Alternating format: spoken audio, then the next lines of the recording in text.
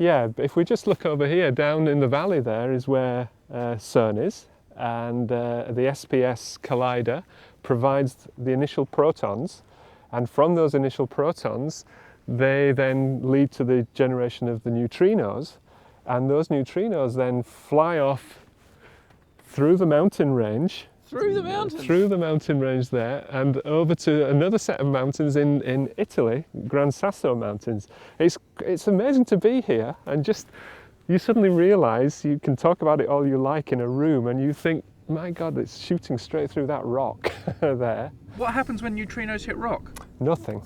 Absolutely nothing. That's the beauty of neutrinos. They only interact through the weak force, the weakest of all the forces, electromagnetism strong and the weak, and they just don't even notice the rock at all. It's as if the rock might be a bit of fog that they're just going through. And of course, the exciting result that was announced a few months back, I think in September of 2011, was that when they took the timing of the neutrinos that were created and detected, they created here just outside of Cern, and then detected in the Gran Sasso laboratories, worked out the distance, and they knew the time, and they worked out the speed. The velocity of these neutrinos were faster than the speed of light, and the time difference was just 60 nanoseconds. So they were arriving 60 nanoseconds earlier than light would arrive. Quite rightly, the experimentalists have been, reanalyzing everything they can, because it's such a radical result if it's true. And they're going through everything, and it looks like they've found a couple of sources of error that may account for this difference. Yeah, so it's to do with, actually one of them is to do with the cabling that takes them from the GPS system that they're using to their own optical system. It's an optical cable, and it sounds like it wasn't quite connected well enough. And when they've tightened up the connection, the time delay that they were recording as 60 nanoseconds seems to have gone away completely. I'm not an experimentalist, so I'm not one to criticize. So I'm not going to criticize them, because I've had loads of occasions when I've had loose wires and I can't get things to transmit. Well, I think that they've done things the right way. I think they will get criticism for this. If it turns, it's still not proven that this is going to actually screw up the result, because there's two effects that they've noticed. One could actually, of course, the neutrinos to go even quicker, whereas this one is saying that actually they might go. There's two effects going on that are competing with one another. This isn't the only possible source of error, or? They have another that they've talked about, which I don't really understand, which is also to do with this timing. It's again to do with the coordination between the GPS system that they're using to calibrate and their own timing mechanism. And they had this other source, which intriguingly they say that these two sources of error, one the connection and one this other source, which I don't understand, they're working in opposite directions. So they could cancel each other out. If they cancel each other out, then the result's still there. But at the moment, the feeling is probably that they won't, and that result may disappear. They were sitting on this for 3 years. They didn't know what if there was anything wrong. They'd looked at it. I sort of liken it to Darwin, actually. When Darwin came up with the origin of the species, his religious convictions meant that he was very nervous about announcing it to the scientific community, and he sat on it for years, right? It's a bit like that in a way, because they realised the controversy of what they were going to announce, and so they sat on it. And I wouldn't want them to sit on it forever. The right thing to do is to open it up to the rest of the scientific community, and they can study it, and they can see if they can find a fault. I think that's the right thing to do. When we stand here and look at those mountains, it really hits home to me how amazing it is that neutrinos pass through mountains. What happens when Fred the neutrino is passing through that many atoms, that much rock? How come nothing's hitting anything? The Fred the neutrino is I think it's not a bad analogy, as you basically would replace that rock, as far as Fred is concerned, with nothing more than a veil of fog, or and you're passing through. And you just bypass it, right? You might see it, but you just would go straight through it. You don't interact with it in any real way.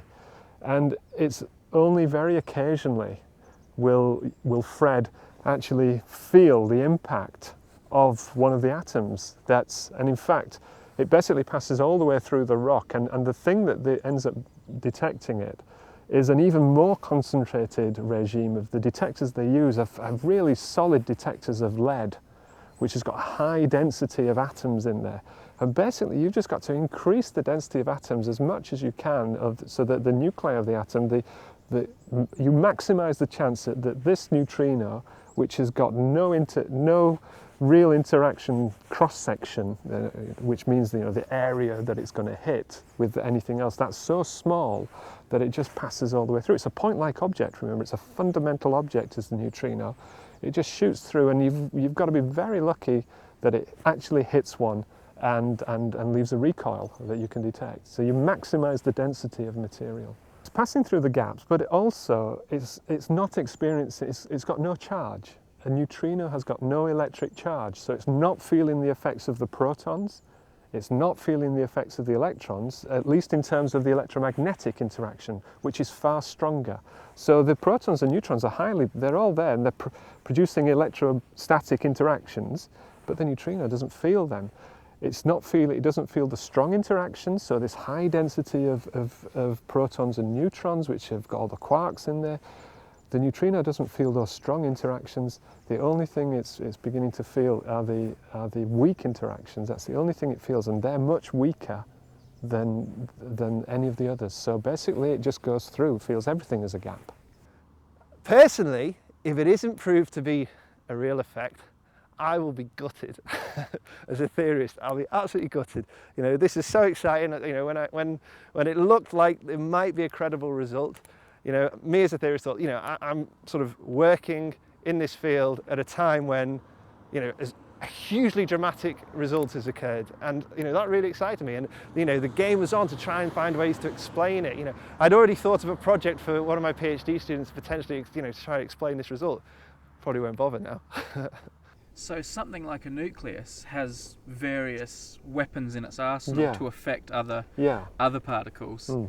And a lot of its weapons, or one of its big weapons, is neutralized in the case of a neutrino. Absolutely. And that's its electron. Its electrostatic forces are neutralized, and its strong forces are neutralized. The two big weapons it's got are gone, and it's just left. Gravity is irrelevant, it's so weak on these scales. It's just left with the weak interaction. With being weak means it's very difficult to detect them. Yeah, I'm always an optimist on these things. I like interesting results like this. You don't do science just to sort of do the boring old. Well, I don't do science to do the just boring old stuff.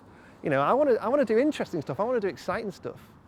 Stuff that's is really sort of moving on from what we previously thought. That's what excites me as a scientist. Maybe.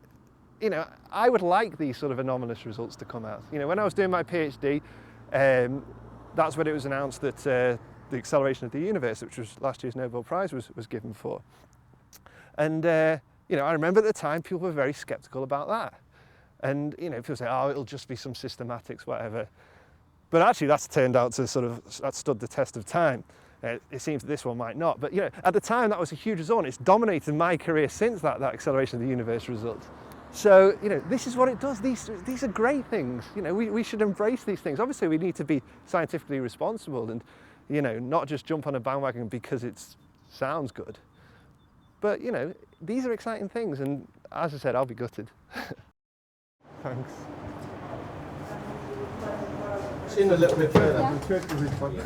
This is great. How often do you see that? Wow.